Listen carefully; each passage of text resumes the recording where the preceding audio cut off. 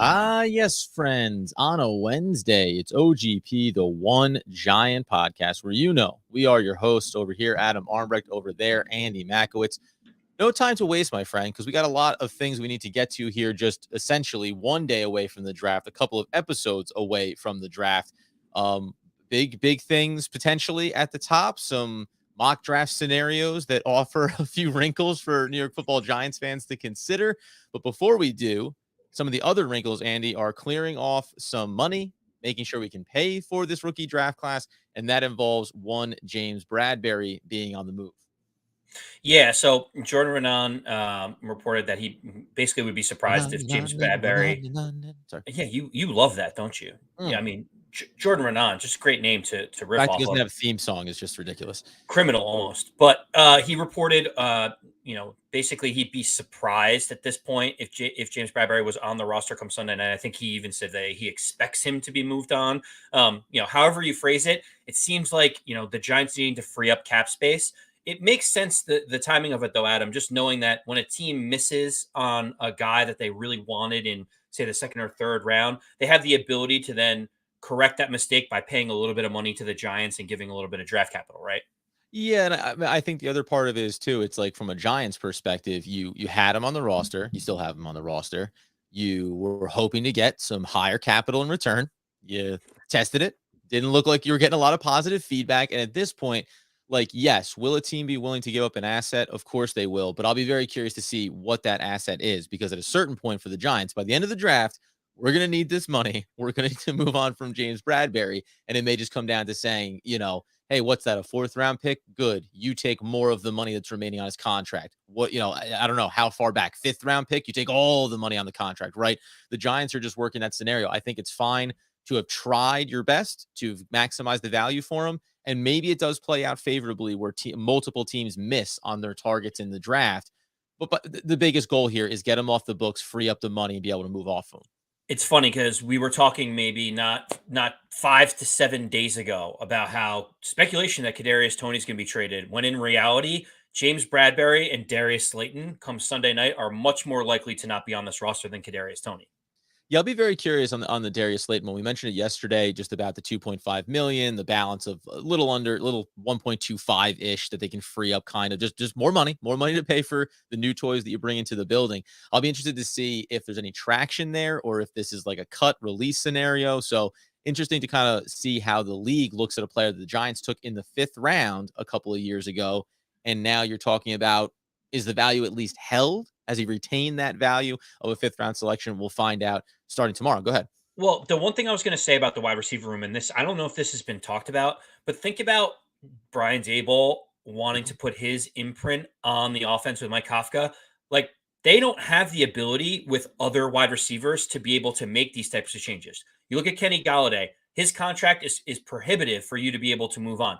The one thing they didn't talk about with Kadarius Toney is, if you were to move on from him, you actually would incur a bigger cap hit this year. I think it's an additional $2.5 or $3.5 million of cap hit. So the Giants couldn't move on from him anyway. You talk about Sterling Shepard. They restructured him and saved money rather than outright cutting him. Right. There wasn't really any other wide receivers that Brian Dable could have been like, hey, we could save money and get value by trading this guy away. Darius Slayton happens to be the one guy out of that entire room that falls into that bucket. And you can't turn around and say, hey, why don't you take a little bit of a pay cut here, Darius Slayton? There's no money really to cut, right? I mean, to go to him and say that would be like, well, what do you want, pennies on the dollar here? What do you want to do? Take a futures contract? So Right. you don't He's like, just really, release me. Yeah, just release me at yes. that point. So yeah, and to your point, and they brought in, James, they brought in a couple young players. So you talk about, imprint on the position. Listen, some guys just fit schematically. You want to have certain styles of players that you feel like you can rotate through and use in different ways. And Darius Slayton, at the very least, is a one-dimensional player. Put him on the outside, let him stretch the field for you. And we know he struggled last year, certainly with his catches. So we'll keep an eye on him as well. Two possible opportunities for the New York Football Giants to add assets in this year's draft, maybe in the later rounds, or maybe grab something for next year as well, just to make sure that you continue to have the ability to fill needs going forward.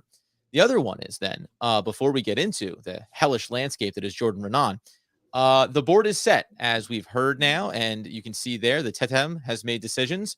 If you're watching over on YouTube Live, but we said this I think a couple of days ago around how essentially the New York Football Giants, there was a Bob Papa, had Joe Schoen on, had Brian Dable on, and they said, where do you stand leading up to the draft? And pretty much our board is where we want it to be. Maybe there's just some tweaks now in between management, the GM, and the coaching staff. Brian Dable saying, well, the eye test on this guy, we really like him. And now you're just butting heads a little bit. You're trying to clean it up.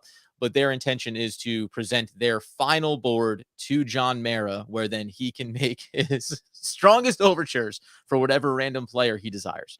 Don't you love that? It's like we hire these people that are super capable at their job, and like we had issues with the old regime, and this time, and I guess it makes sense. Listen, when you own $1 billion franchise, you should get the final say. But at the same time, they're basically saying, "This is our board. How do you like it?" And he's like, "No, move that guy up 2. Maybe move that guy down 1." Like it would just be so apropos, Giants, if we start meddling a little bit in terms of like all the hard work that's been done by all the scouting department over the last 6 months.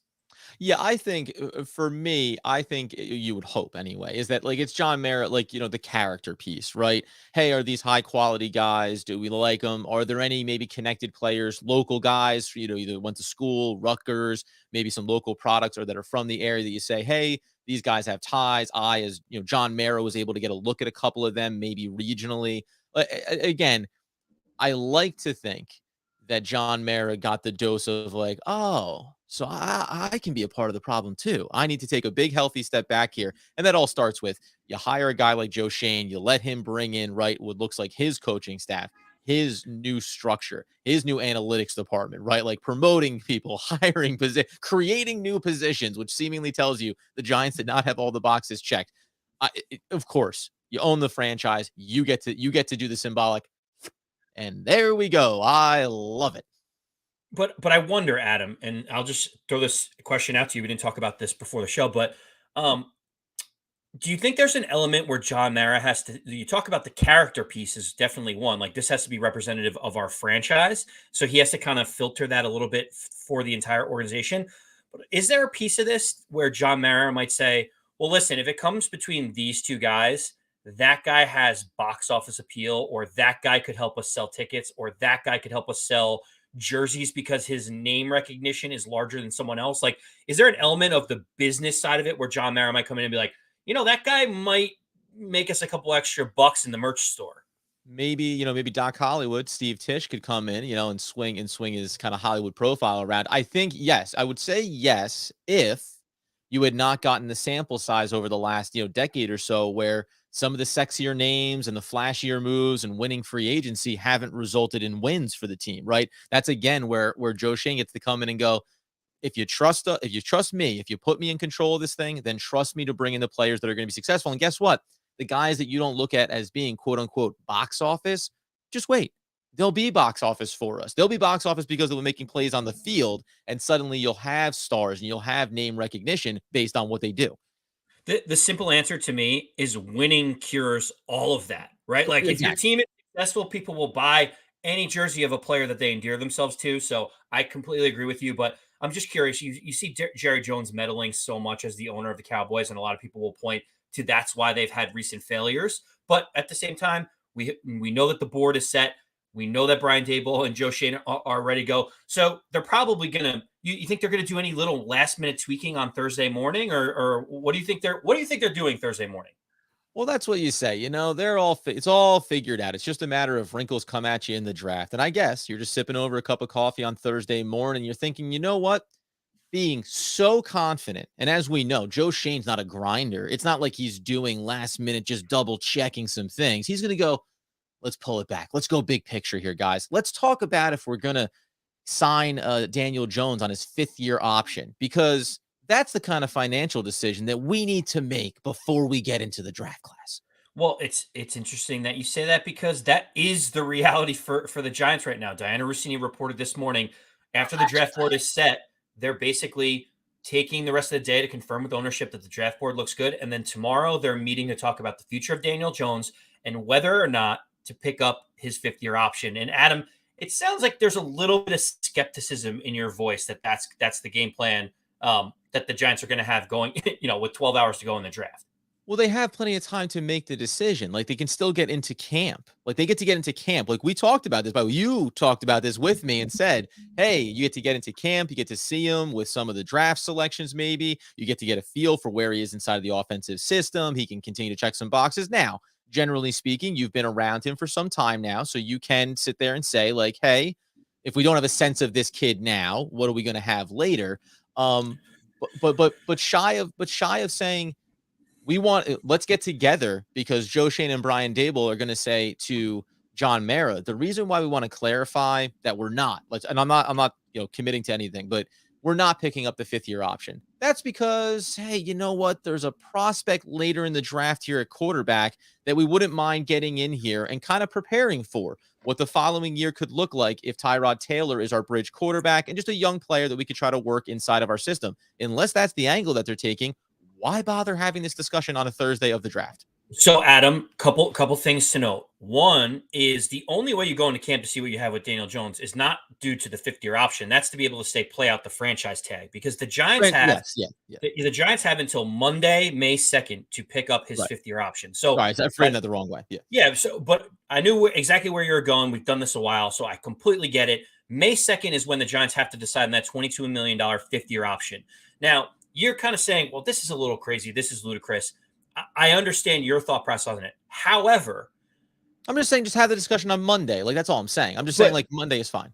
But if you go in on Thursday morning and there is a conflict between what the team wants to do with Daniel Jones, that will impact or could impact the Giants wanting to draft a developmental quarterback in the draft. Like, if you say we are picking up Daniel Jones' 5th-year option, we are good with Tyrod Taylor on a 2-year deal, and we are good with Daniel Jones going into it.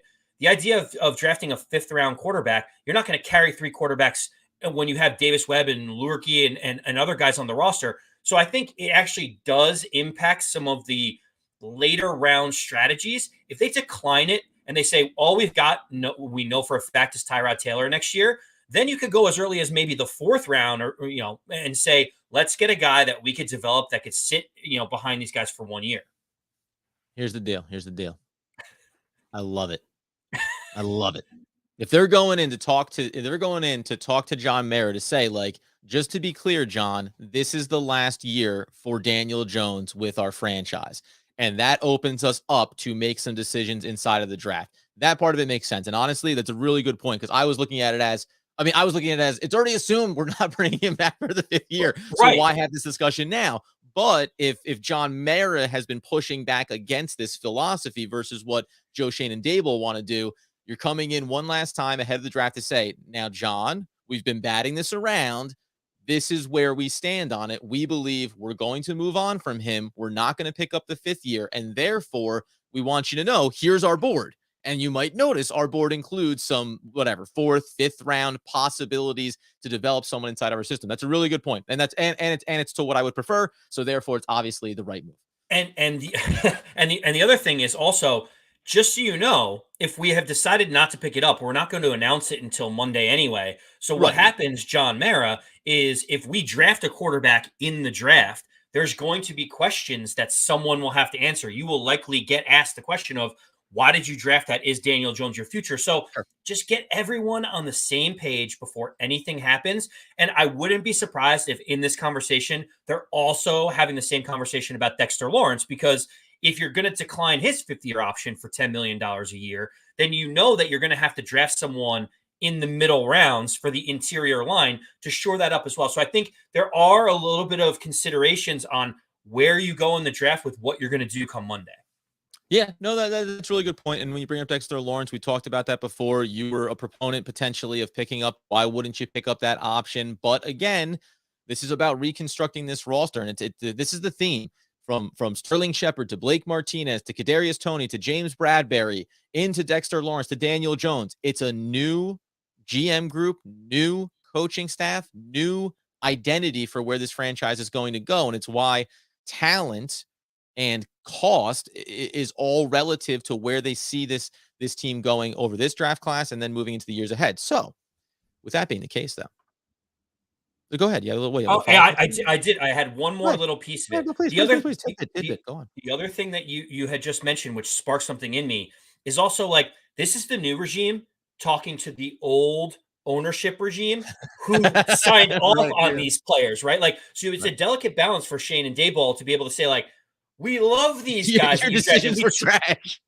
Like you can't say that you guys whiffed on 2 first-round picks with, Oh, like, yeah, it's like calling someone's baby ugly. So there is this little, like, I think it's fascinating. They have to go in and be like, listen, we love Daniel, and we love Dexter, but like, we're gonna go in a different direction. It's hard because John Maris signed off on both of those guys and was like, A plus, lock it up. So if you're gonna go in a different direction, you have to be very careful on how you word that to ownership.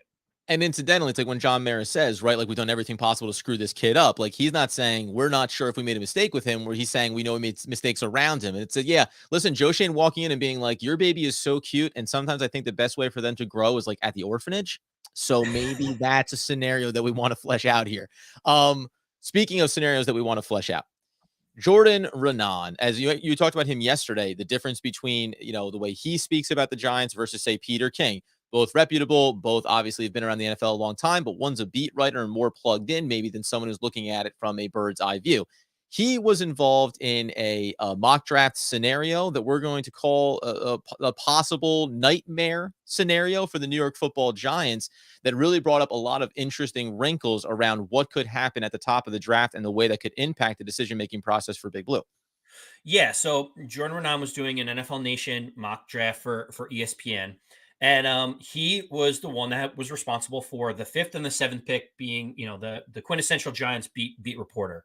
And the tough decisions that he had to make was because of what happened with the 4 pick in front of him. So the 4 picks essentially went Aiden Hutchinson, Kayvon Thibodeau, Evan Neal, and Ike Ekwonu. And those 4 were basically the top 2 edge rushers and top 2 offensive tackles are off the board. And then Jordan has to make a decision on what would be the best thing for the Giants to do. Is it to maybe go down the route of taking the next offensive tackle that is available in Charles Cross? Is it to be able to grab a cornerback, because that's clearly an area of need with James Bradberry going? And coincidentally, he went with a different option. He went with option number 3, and he drafted Trayvon Walker at 5. Now, before we get into 7, what are your thoughts about how the board fell and Trayvon being there at 5?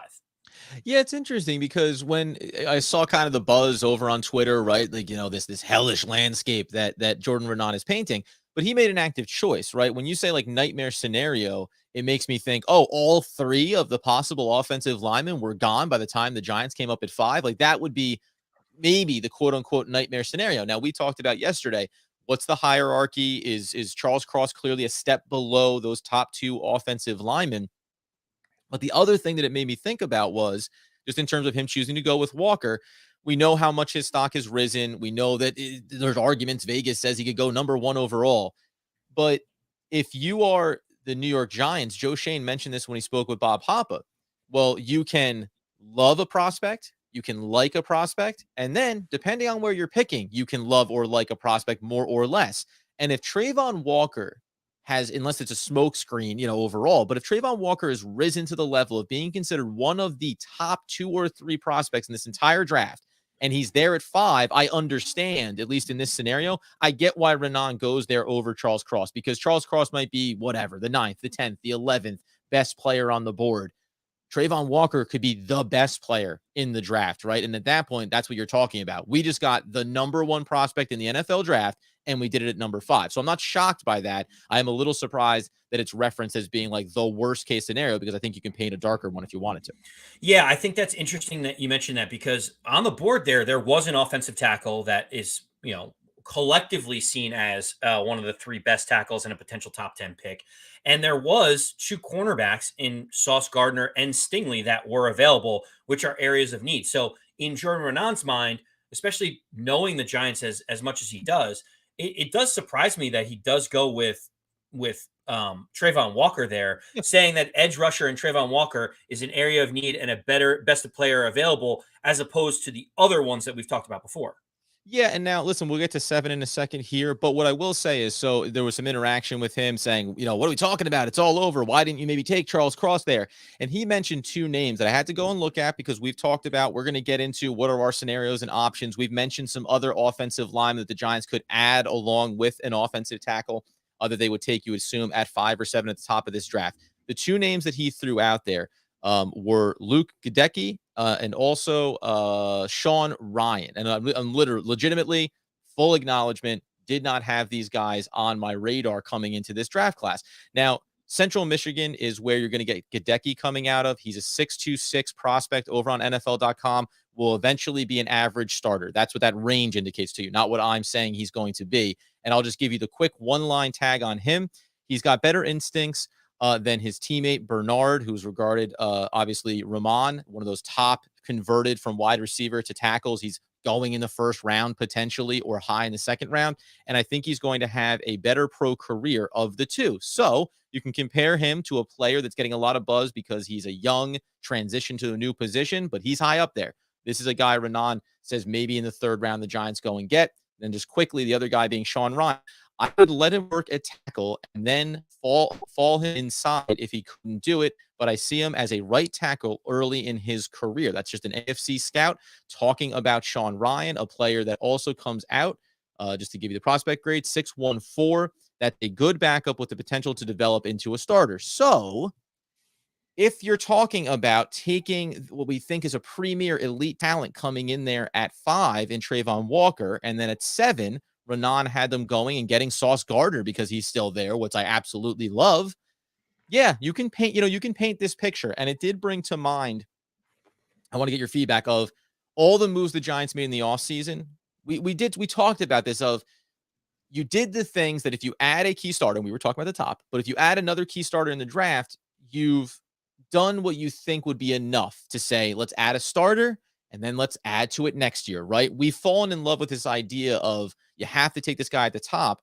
I'm not saying it's the perfect scenario, but I can understand and wrap my head around if you're going to dedicate 67 and 81 to the offensive line, this can still look like a very successful draft from that standpoint. Yeah, I mean, that's the big thing that we keep talking about is, with this draft scenario, it doesn't check all the boxes. But what Joe Schoen and Dable have said is this is a multi-year rebuild. We're not going to be able to fill the cupboard in every area of need. And so knowing that, do we just take the best players available at other areas of need and then work this year and figure out like what it is that we need, and know that you have 100 million in cap to be able to go in next year and say, okay, if the only thing we need is a right tackle, then we're in a really good spot, right? Like that seems to be a good thing. We can fill out offensive guard. We could take a risk on a later flyer of offensive tackle. There are other ways to go about this if you get 2 elite talents at other positions. And let's talk. I want to bring it back here to what we just talked about this conversation that Joe Schoen is going to have with John Mara and ownership around Daniel Jones. The interesting, this is what I thought about when it first came out. Well, if they're going in there to say, we don't think that Daniel Jones is the future, and that means we don't have our franchise quarterback currently on the roster. It also means that fixing the offensive line can look a little bit more flexible, right? It doesn't have to be that we want to get the best foot forward here with Daniel Jones, and that means get the right tackle right now at the top of the draft and be good to roll. Now, every rookie, regardless of where you take them, you want to give them that year to develop. But if you tell me I get 2 guys in the 3rd round and they have a full year to develop with veterans around them, and then as you walk in the door next year, you're at the top of the draft, you have a quarterback that you love, and now you go, yeah, and I have 4 out of my 5 spots with young talent, controllable talent that we really like, and that Joe Schoen, that I brought in under my regime, not this hodgepodge of things that we've had over the last couple of years. Yeah, and you mentioned Sauce Gardner going at 7 for the Giants in Jordan Renaan's mock draft. You love him. I think he's great. We have differing opinions on the ideal state of 5 and 7 for us. Mhm. A side note of this mock draft, knowing that they passed on Charles Cross at 5, he actually slides down the board considerably. Doesn't go until 16th pick to the New Orleans Saints. So look out on draft night for him to be one of those guys that slides, because the Giants have a desperate need for him. But then all of these other teams in the middle may just say, I want an athlete on the edge or a wide receiver or another position. And maybe offensive tackle isn't the need, in that little gap between the Giants and say mid 15, 16 pick.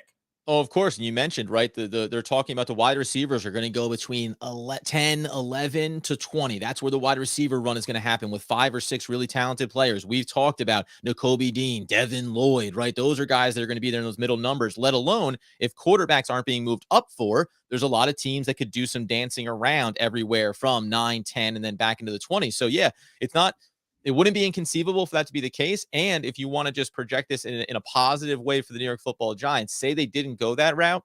Well, it does mean there's some scenario where Cross is still considered to be a better prospect and a right tackle than, say, Zion Johnson, then, say, Keon Green, right? All of a sudden, maybe one of these guys is dancing around the back end of the first round, and the Giants have an opportunity to secure a different option than 67 or 81. Maybe they can still get a quality offensive lineman in the back end of the first round, et cetera. So that being the case, then, though, we said we want to kind of set the board around what we want the Giants to come away with coming out of this draft. And we're going to keep it. We'll see how far we get. We'd like to do the top 100 picks. That's 5 picks. We'll see how far we get through. I don't think we need to go too exhaustive at the top of the draft here, shy of if we disagree on what we would like the Giants to do and if there's big discrepancies.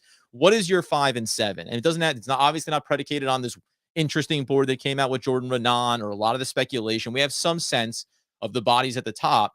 What would be your preferred at 5, at 7, the Giants get?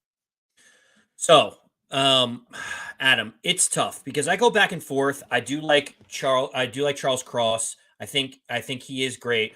But the ideal state, the one that gets me the most excited, the one where I walk away from this entire first round of the NFL draft, and I sit there and say, man, if we could have offensive tackle Evan Neal from Alabama at 5, and because of all these off-field personality concerns with Kayvon Thibodeau, to be able to get him at 7, I would look at that and I would sign up for that immediately. And to me, that is an A++ start to this draft for the Giants. You get an edge rusher that is a ridiculous freak athlete, and you get the offensive tackle that is a mountain of a man, 6'7", 351 pounds in Evan Neal. You could set it and forget it and say 2 of the most expensive positions in free agency, you've just shored up with 2 first-round picks. I like it. And again, the speculation around if Cross is legitimately what the Giants are targeting, or if they've done heavy research for the potential of the other 2 not being available for them and they're at 5, like the scenario as we get very dark over here, as things go very faded. In this scenario, I look at it as you're talking about a situation where if I come up at 5 and I'll go the distance with you here. We're trying to just get this thing so it doesn't look so insane behind me. Take Neal. I like Neal. I love Neal. He's a great pick. He's a great prospect. As you said, mountain of a man. I'd be very satisfied with him. Very happy with him. Right.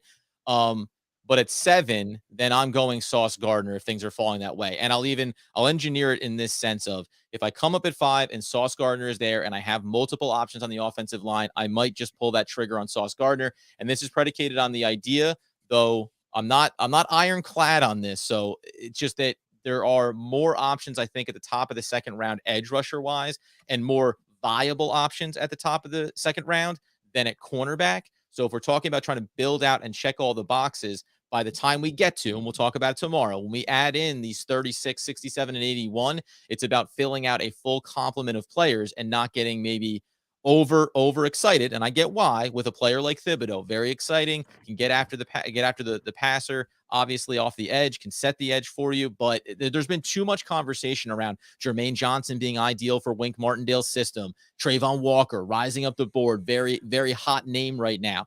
When there's that many guys getting chatter around the top, all edge rushers, it makes me just feel like, okay, either it could be possible that a lot of these guys are better than Thibodeau and you don't want to take them that high, or that they're all kind of in an even area here, right? They're all on even footing, and that kind of waters down one of these selections a little bit for me as well. So I would say Evan Neal, Sauce Gardner. That's my perfect start of the first round for the New York Football Giants, checking really big boxes on both sides of the ball. Well, Adam, you also mentioned Jermaine Johnson, which I think is noteworthy because a lot of people are saying he's now a lock for the top 10. Everybody loves him, his athleticism. He's great. He's got no holes. And let me just say, I did a bunch of recon on both Kayvon Thibodeau and Jermaine Johnson because Jordan Raanan was even saying, don't be surprised if they have him ranked higher than Thibodeau. My challenge in all of this is that let's think about the trajectory or think about the history of both of these different players. So Jermaine Johnson basically went to Independence Community College, while Kayvon Thibodeau was the #1 ranked edge rusher or football player in all of high school. And then year two, Kayvon Thibodeau has 10 sacks in a Power 5 conference and is first-team All-American as a freshman. Do you know what Jermaine Johnson was doing during that time? he was out because he had just had to transfer to Georgia. Since that time, So you're saying a kid that went to a small school somehow managed to battle his way out of it and get recognized by some of the best schools at the collegiate level and was able to transfer to one of them. Well, and then he went to Georgia and he had 2.5, he had 2.5 sacks where, Kayvon On a Thibodeau was very starting. deep defensive roster that's hard to get over top of guys. We have 3, 4, 5 of them in the top 40 picks that are on the defensive side of the ball. We've mentioned a Right. lot of them. Yeah. Right. And then he transfers again because he can't get in front of those same players that you're talking about. Right, Trayvon Walker. Couldn't get in front of Trayvon Walker, a guy that might be the number 1 pick in the draft. Yeah. Right. Couldn't get in front of him, so he transfers again. And so now all of a sudden, Jermaine Johnson is 23 and a half years old. He's two years and change older than Kayvon Thibodeau. And all Kayvon Thibodeau has done has been a ridiculous freak athlete, has a higher relative athletic score, has had more sacks, more pressures, more rushes than Jermaine Johnson, is 2 years younger, and has been on a higher trajectory as a younger talent. So to me, when you go apples to apples, just those two people, give me the guy with the higher upside. Give me the guy that could be like a transformative type of edge rusher. When you look at his power and his strength off the edge, he is like Davian Clowney 2.0 in terms of, wow, it pops when you see him play. And so for me, I want that type of swagger on the defense, and it would be perfect for Wink Martindale. That's so awesome that you bring up a guy who throughout his career has had questions about effort, if he's committed on a down to down basis, if he's really invested, or if he's just chasing the dollars, that kind of thing. I like Thibodeau as a prospect, man. And the big part to me is Jermaine Johnson is older. That's a big piece of it. And I said this before. If you have a guy that's almost 24 years old, you're talking about with a 5th-year option. Hey, look at that. The glory comes back as the light shines through. You're talking about a player that you have to make the decision around. It goes away again. What a sadness. We'll cut that in post. Cut that in post.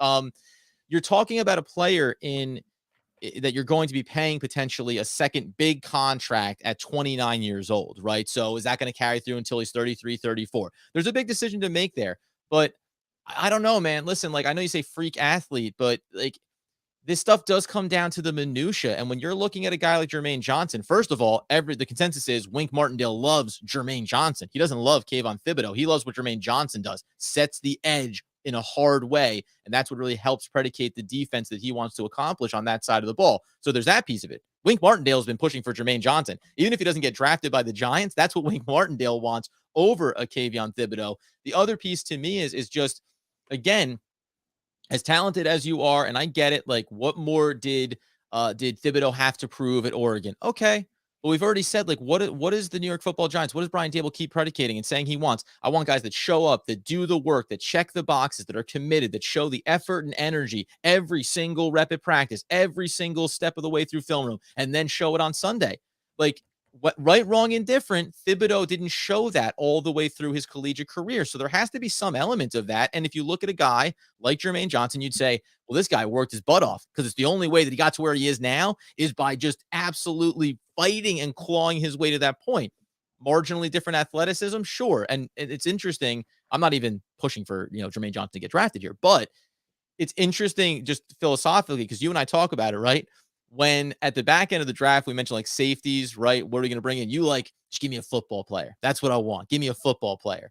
But at the top of the draft, you want the freak athlete, the guy that just, his measurables are off the chart. And it's 100%. It's an interesting cross section, right? Like and it's funny though, because you say that about him, but then Charles Cross would be considered the freak athlete on the offensive line side of things. Evan Neal is more of that steady mountain of a man technician. I think it's just fascinating. It says I fall in that same category on a player to player basis. You start to think about the fit and how it can make things work for Big Blue. And then you fall in love with an idea of something, right? And I think when we talk about draft, we'll talk about 36, 67, and 81 and how you fill these things out. By the end of it, the collection of 5 players at the top 100, regardless of what they do on the back end, you just start to think of how they plug in and how they complement one another on the defense or offensive side of the ball and how it makes the Giants a better team. But it's fascinating, man, because it's like you're almost disgusted with the idea of Jermaine Johnson being that high in the draft, whereas like Thibodeau's a player. I've watched the tape on Thibodeau. I don't think that I don't look at him as a generational franchise-changing player. And maybe that's the big discrepancy here. I don't think that he comes in and is, hey, man, we just changed whatever, Michael Strahan, right? Like, I don't think that Thibodeau is that. And maybe that's the biggest margin of difference that I see there. I can sense that from you. It's kind of the way I feel about Stingley. Like a lot of people really like Stingley. I'm not a huge Stingley guy. See, Adam, the second that you stop with your point, it comes back on. They're like, okay, we can give him some credibility. Turn the lights back on. I You know, suck the energy of the earth into me when I make these points. but here's the thing. I do believe it. The comps, it's funny because Pro Football Focus has Aiden Hutchinson a smidge higher in terms of win rate, pressure rate, passer rate, hurries for the quarterback, all of those things. You have Aiden Hutchinson as like the elite of the elite, and you have Kayvon Thibodeau like a fractional point underneath him. And we're saying, like, I would run to the podium if Aiden Hutchinson was there at 5. I look at Kayvon Thibodeau that exact way. Like, I think he has that type of impact. The comp that they're saying, coincidentally, is that they think he has the same characteristics of someone like OCU Manura. And man, wouldn't it be nice for the He Giants doesn't to be look able to like have another OCU one of him? Manura when you watch him play. Like, I'm not knocking him. Like, I feel like this isn't like a bashing Thibodeau. If you go and watch OCU Manura and watch Thibodeau, like, they don't look like the same type of player. They don't have the same type of physical attributes. I'm not saying that he's not a freak athlete and he's not going to be an incredible player at the NFL, but like, I don't see that comp. Like I mean, OCU they're Manura. 6'3", 6'5", respectively. They're both 255 pounds. They both are like guys that are freak athletes for their size. Like the comp, and they both get to the quarterback. They like to rush more than they like to run block. Like that is a very good comp in terms of, especially if you're a Giant fan, like what could Yeah. be here. I get And it. so No, for I get it. me, And then, by the way, and the other thing is too quickly is that the real what I'm talking about is also saying. Remember, Sauce Gardner is regarded that way at the cornerback position when you talk about being 6'3", the measurables, and saying again he's going to plug in and be one of the top 5 cornerbacks day one coming into the NFL. And in that regard, we're on the same page of what is a position that the Giants have not had that transformative player in a decade. It is at cornerback. It is at edge rusher. And that's really what we're talking about here too. It's like, I want the player that helps change this franchise on that side of the ball and on offense as well, right? So when you're talking about those two elements, that's why you start to fall in love with a Thibodeau or a Hutchinson or a Sauce Gardner, depending on where you look in this draft class. And again, to me, the fact that you have so many guys that are marginally in and around Thibodeau, it makes it hey, you could take any one of these guys and be very happy with them. You're not hearing that about Sauce Gardner at the top of this draft. You're hearing about Sauce Gardner, then there's a little bit of a notch down, some Stingley action, and then it's a big drop off before you get to the next guy. And that's the difference, too, to me, relative to who is available in this class. That being the case, we knew we were going to run long on this. We're going to get into 36, 67, 81 tomorrow. We'll mention some other names here. Follow us over on Twitter. We have a very small but dedicated following on Twitter. If you follow us over there, though, there's a list of names I'm going to be putting out there as far as here are the groups of players at every single time in the draft that the Giants are going to be drafting, a collection of players based on what they do at 5. Here's 7. What they do at 7, here's 36, 67, 81, and all the way back through. We want to get those names out there because I think there are a lot of talented prospects that the Giants can go after here to help improve this franchise in the short and long term. So please get in on that action there. I'll be running another mock draft later today and again tomorrow just to flesh out some of these later round prospects. you In have the to get meantime, those mocks in. You have to get listen, those buddy, mocks I'm in, only Adam. going as high as 4.0. That's as far as I'm going. That is an incredible drop off from some of the reps that I was putting out over the last couple of years. And again, it's all just about trying to find these picks. I've already, in the last 3 days, I've been able to find 3 or 4 more players at 147 and 171 that can be real contributors to this team based on what they do ahead of that. So there's talented players throughout this draft. Follow us on YouTube. You can see me coming to you live from the dungeon. You can get after us on social media. Give us your picks. Hit us with your names on YouTube in the comments. Who do you want to see the Giants take, especially in the later rounds? What's your biggest mystery position of need for Big Blue? Get after us. Chop it up. We want to hear from you. Thanks for being in on the YouTube live. It's obviously the perfect scenario to have this happening inside of my studio. We will be back again tomorrow talking about what we think will happen for the New York Football Giants, getting away from our desires and the hard facts that Joe Schoen will bring to the table. And as always, in the meantime, as Andy Makowitz would want, need, and demand the people know, as always, let's go Big Blue.